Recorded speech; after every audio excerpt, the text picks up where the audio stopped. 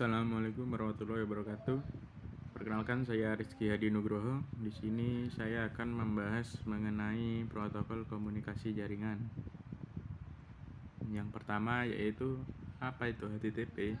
HTTP adalah protokol yang dipakai sebagai dasar komunikasi web. Protokol ini menentukan bagaimana permintaan, request, dan balasan atau respon dipertukarkan antara browser dan server.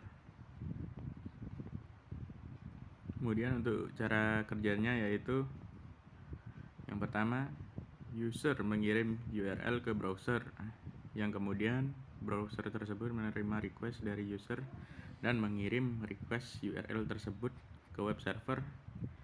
URL tersebut dikirim dalam HTTP request. Yang ketiga, lalu web server akan menerima request dan kemudian mengembalikan respon berisi status seperti 404 not found atau yang lainnya, dan beserta data websitenya.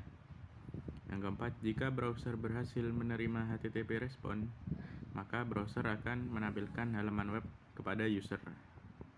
Untuk skematiknya seperti ini. Selanjutnya yaitu apa itu DHCP? DHCP adalah layanan jaringan yang memberikan IP address dan konfigurasi lain secara otomatis kepada perangkat. Untuk cara kerjanya yaitu DHCP menyediakan IP. Kemudian ketika laptop atau PC baru terhubung ke jaringan, ia mengirim pesan DHCP discover untuk mencari server. Kemudian server memberikan IP kosong ke tiap klien.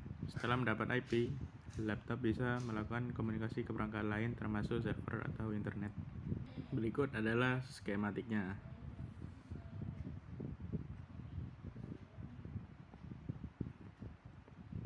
Selanjutnya yaitu apa itu Ethernet?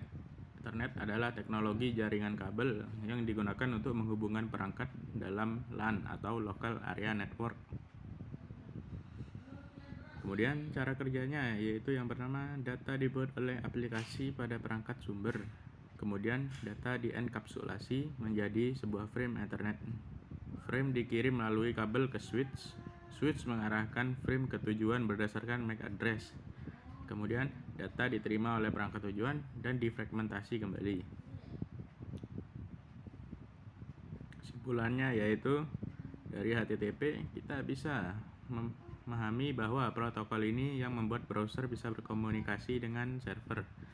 Jadi setiap kita buka website, HTTP lah yang mengatur proses permintaan dan balasan datanya. Kemudian dari DHCP kita bisa tahu bahwa perangkat tidak perlu disetting IP secara manual. Dan dari Ethernet kita belajar bahwa komunikasi dalam LAN terjadi lewat kabel dan menggunakan frame dengan MAC address. Jadi itulah penjelasan mengenai protokol komunikasi jaringan dari saya. Sekian, terima kasih. Wassalamualaikum warahmatullahi wabarakatuh.